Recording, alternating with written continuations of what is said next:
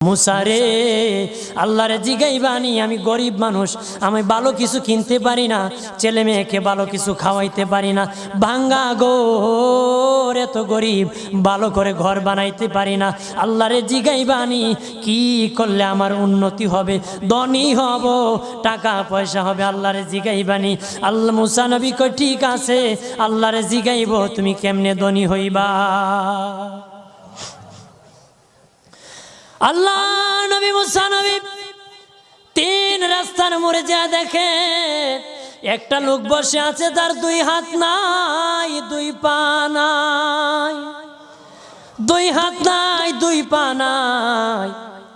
ওই লোক ডাক দিয়া কয়, মুসা রে, জীবনে কোনোদিন নিজে হাঁটতে পারি নাই, নিজ হাতে খেতে পারি নাই, কেউ খাওয়াইলে খাই, নতুবা উপবাস থাকি, বৃষ্টি আসলে ভিজি, সেখানে আমি